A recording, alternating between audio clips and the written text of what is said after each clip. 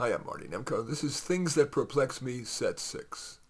I have written 5 sets. I've read them to you aloud here on YouTube about things that perplex me. Here's another set. Why vote? After all, the chance of our vote changing a result is lower even than winning the lottery. Sure, it can feel good to participate in a democracy, but that's the most trivial of participations.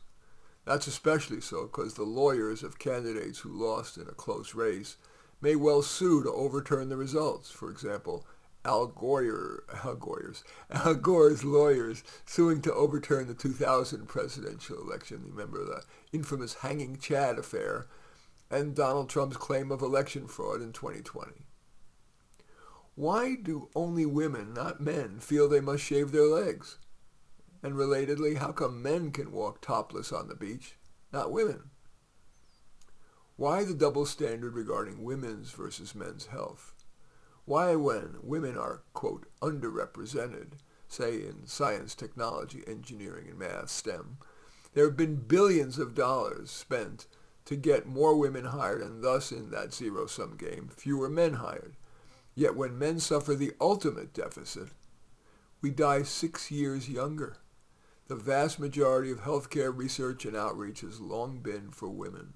A sea of pink ribbons. Why the double standard? Why are leaf blowers loud and spewing fossil fuel pollution legal when a rake does the job better? Instead of blowing the leaves and the dust into the street and into the air we breathe, a rake gathers the leaves into piles to be put into recycling.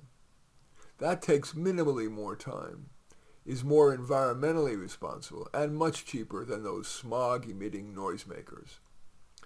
The gap between love songs and the reality. Love songs speak of endless nights, even of a lifetime of insurmountable joy. Huh? Why don't students revolt? Having to sit so long, for so many years, enduring material of little relevance to their present lives and future lives. Why don't students march out en masse, demanding more relevant, better taught material? Abstract art. I don't care how many times professors and docents over-intellectualize those blobs of paint on a canvas. They may ooh and ah about abstract art distilling aesthetics to its essence, or being a protest against capitalism or hyper-rationality in favor of stripped-down emotion.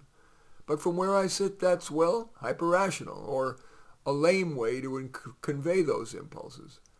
Give me Monet, Rembrandt, and okay, Kandinsky, but Jackson Pollock, who was an alcoholic, by the way, let alone speed freak Andy Warhol and his Campbell soup cans.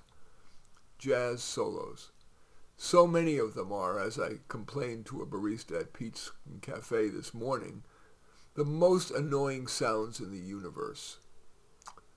You've got to listen to these, especially saxophone and trumpet solos in jazz. And in the text version of this, I have a link to one, which will be on medium.com. Why are the overwhelming majority of fatal dog maulings done by just 2 breeds, Rottweilers and especially pit bulls? How much is environment? How much genetic? Subscriptions. Even Netflix CEO Reed Hastings thought that people wouldn't fork over a couple $100 a year for a subscription. Why would they, and need a PhD to figure out how to unsubscribe, when they would spend less by renting only what they needed? Good question. And finally, why not increase CAFE standards? CAFE stands for the average miles per gallon that car manufacturers must make their cars. If we're so concerned about the environment and human freedoms, rather than refuse to build roads to accommodate the population increase, and instead force people into blood pressure raising traffic, problematic mass transit, or stay home, why not increase the CAFE standard, those average miles per gallon per car manufacturer? People could still get where they wanted to go, in the quiet and the privacy of their car, door to door, while spending less on gas. Especially if you've watched any of my other sets of perplexities, I think you can see why I'm befuddled. Anyway, that's Things That Perplex Me, Set 6. As usual, I welcome your thumbs up and accept your thumbs down.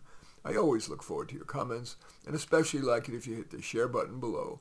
Share on your social media so that my efforts can have broader impact. And I am flattered if you choose to subscribe to my channel, and certainly would welcome you taking a look at any of my 34 books. Perhaps the most relevant is either How to Do Life or Thought Experiments, but all 34 are on Amazon. Just go there, search on my name, Marty Nemko, Nemko, and you will find more than you can stomach. In any event, I do thank you for watching. I am Marty Nemko.